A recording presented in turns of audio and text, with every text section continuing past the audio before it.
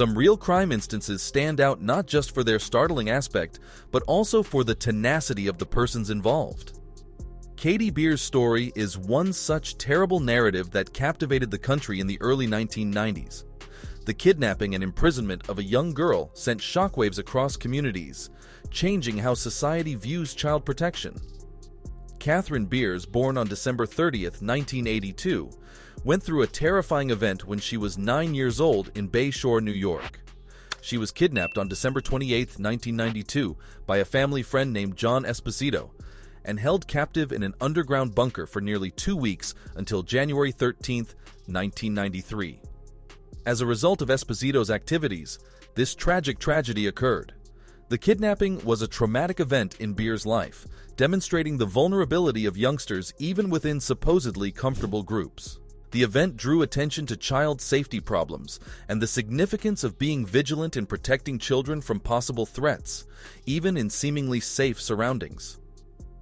Katherine Beers lived in Long Island, New York with her mother, Marilyn Beers, and her elder half-brother, John Beers. Notably, her biological father has yet to be identified. Katie was raised by her godmother, Linda Inghilary, and Linda's husband, Salvatore. Because of Marilyn's chronic negligence, Katie and John were placed in the care of the Inghilaris. Unfortunately, the siblings suffered horrifying maltreatment while under their custody, most notably numerous intimate attacks by Salvatore. Katie's life was complicated further by the presence of John Esposito, a family friend. While Esposito appeared to be kind by lavishing time and gifts on Katie and John, he revealed a dark side by sexually abusing John Beers. Esposito's disturbing behavior was not unusual, as indicated by his arrest in 1977 for attempting to kidnap a 12-year-old boy. Katherine Beers' childhood was marred by insecurity, neglect, and exploitation within her own family and social groups.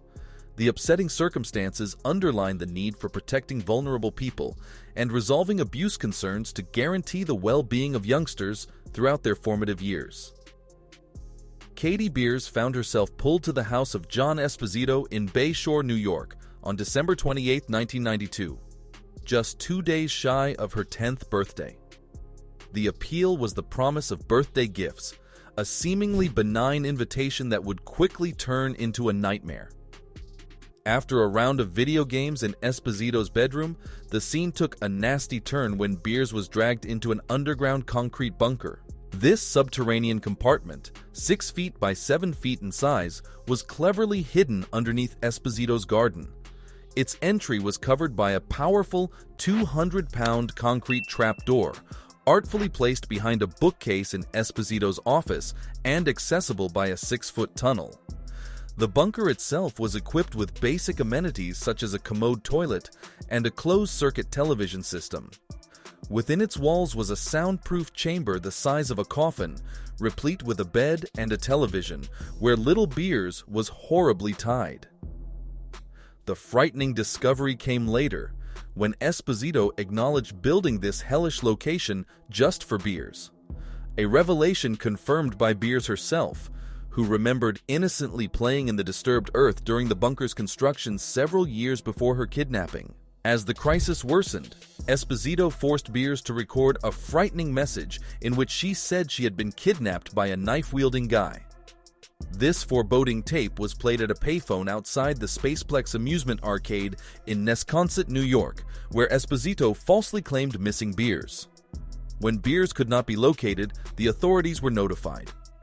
Esposito exposed Beers to horrible ordeals during her imprisonment, visiting her on a daily basis for sexual assault while providing basic necessities such as food, blankets, and toys. Beers was restricted to the smaller chamber while alone, despite the fact that he allowed her access to the bigger area of the bunker during his visits.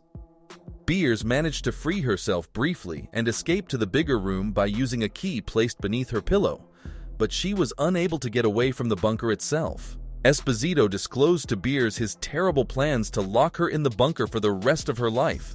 He even devised a morbid plot to fake her death, intending to snap a staged image of her sleeping and submit it to the police to create the appearance of her death, though this diabolical plan was never carried out. Esposito's guilt became clear early on in the police inquiry. prior charges of sexual assault, witness testimony at Spaceplex, and the finding that Beers' disturbing phone message had been pre-recorded all pointed to him as a suspect. On January 13, 1993, 17 days after her kidnapping, Esposito admitted to holding Beers hostage, bringing law enforcement to the bunker, and eventually rescuing her from the depths of this heinous nightmare. Furthermore, on June 16, 1994, the legal ramifications of Katie Beers' traumatic ordeal began when the offender, John Esposito, pleaded guilty to the crime of abduction. On July 27, 1994, he was sentenced and got a harsh punishment of 15 years to life in prison. This sentence was to be spent at the Sing Sing Correctional Facility in Westchester County, New York. Esposito's trial exposed the horrific truth of Beers' confinement, with her evidence including an allegation that she had been raped while imprisoned. While he was not legally charged with this crime, the judge presiding over the hearing noted Beers' comment, adding a terrifying element to the act's already horrific character. However, the judicial actions did not completely shut the book on this unfortunate event. On September 4, 2013, Esposito's life took a tragic turn when he was discovered dead in his jail cell. The suspected cause of death, which occurred just after his fourth parole hearing in 2 decades, was natural. This event marked the end of a tragic chapter in the criminal justice system, but the scars of the past remained for everyone involved. Salling Hillary, who was accused of sexual assault, was also named in this horrible story. Hillary was convicted of 2 counts of sexual assault and sentenced to 12 years in prison for his crimes against Beers. The kidnapping inquiry found that Hillary had sexually molested the little girl before her abduction. As a result, he was charged with new offenses linked to these prior offenses. In a terrible turn of circumstances, Hillary died in jail in 2009, giving another layer of melancholy closure to this disturbing tale. Following Beers' rescue, officials took measures to provide her with a more secure and supportive environment.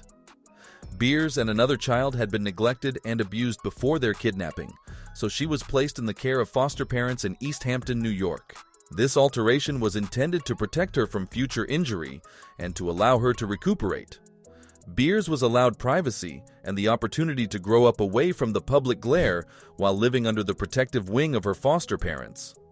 The foster parents were critical in giving her the care and support she required to overcome the trauma she had experienced. Beers eventually recaptured her life as she grew into maturity. Beers broke her long-held silence in January 2013, openly discussing her story for the first time. She indicated that she had moved on from the tragedies of her past and was beginning a new chapter in her life. She said at the time that she was married, a mother of 2 children, and worked in the insurance sector. This was a watershed event in her journey of resilience and healing. Beers opted to tell her tale more thoroughly by publishing a memoir in the same month she spoke out about her experiences. The biography was a moving monument to her courage, revealing the unthinkable trials she encountered and the triumph of survival over adversity. Katie Beers emerged as a survivor and a symbol of hope as a result of her bravery and endurance after surviving unimaginable experiences. With that, let's move on to the burning question. Where is Katie Beers these days? Katie Beers was discovered alive in John Esposito's basement, so authorities intervened to provide care and placed her in foster care. Her childhood had been difficult, with a biological mother who ignored her.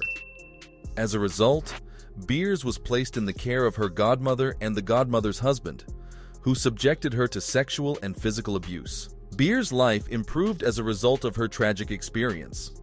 She was put into a nurturing foster family in East Hampton by the authorities, where she found refuge with 2 kind parents and 4 siblings.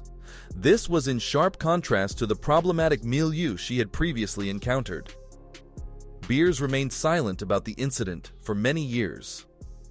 On the 20th anniversary of her captivity, she chose to share her story with the rest of the world. Beers co-wrote Buried Memories, Katie Beers' Story, a moving story of her kidnapping and incarceration, with writer Carolyn Gusoff. This brave act of sharing her experience provided catharsis and put light on the incredible difficulties she had encountered. Beers has established a new life in Pennsylvania with her husband and 2 children. Her path from a tragic past to a place of healing and resilience is a monument to the human spirit's power and the potential for hope and regeneration in the face of tragedy.